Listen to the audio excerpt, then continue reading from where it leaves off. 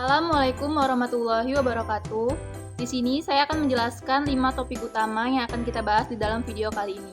Yang pertama yaitu tentang fluida, yang kedua tentang pompa, ketiga debit air, yang keempat penjelasan fenomena alat, dan yang kelima kelebihan serta kelemahan alat.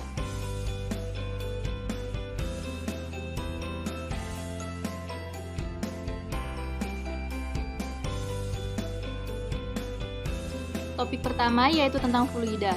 Fluida dapat disebut sebagai zat yang dapat mengalir. Fluida digolongkan menjadi dua jenis yaitu fluida statis dan juga fluida dinamis.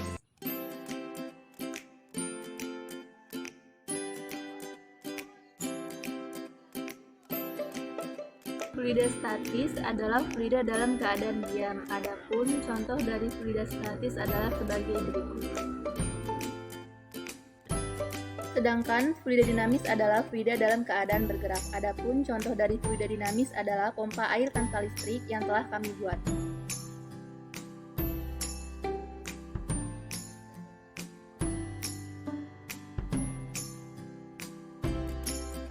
Apakah kalian tahu apa itu pompa?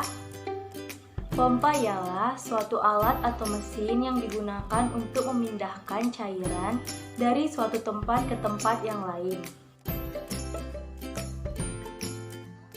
Pompa beroperasi dengan prinsip membuat perbedaan tekanan antara bagian masuk atau suction dengan bagian keluar atau discharge.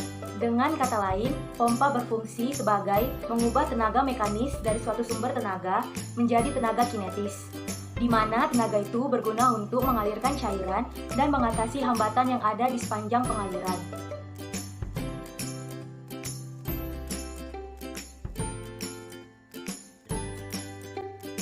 Selanjutnya itu ada debit air. Debit air adalah kecepatan aliran zat cair saat melewati jarak menampang persatuan waktu.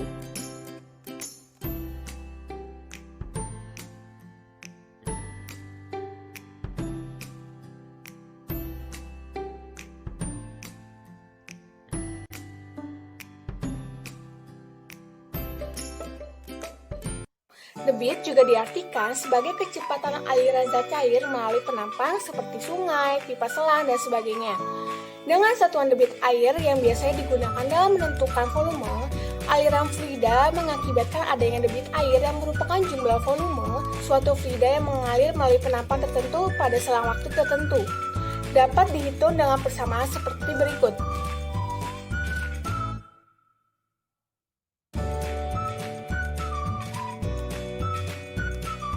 Debit aliran fluida dapat dihitung menggunakan dua rumus. Yang pertama yaitu Q sama dengan V per T, dengan Q sebagai debit aliran fluida dalam satuan meter kubik per sekon, V sama dengan volume dengan satuan meter kubik, dan T sebagai selang waktu dengan satuan sekon.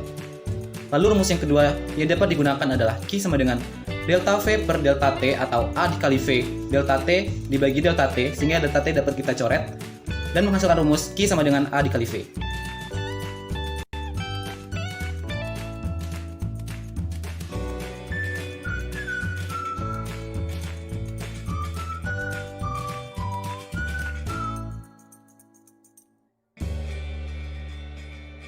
Dari percobaan yang telah kami buat, dapat disimpulkan bahwa pompa air tanpa listrik dapat bekerja sesuai dengan fungsinya, yaitu ketika air disedot melalui alat bantu sedotan, maka air akan terpancar ke wadah yang tersedia. Lalu, air akan masuk ke dalam botol melalui selang kecil yang terhubung ke dalam wadah tersebut.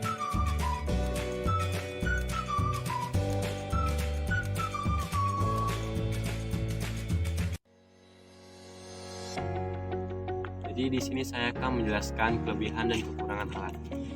Kelebihannya yang pertama yaitu dapat digunakan kapan saja. Kedua, alat dan bahan yang dibutuhkan sederhana dan terjangkau. Yang ketiga, menghemat listrik.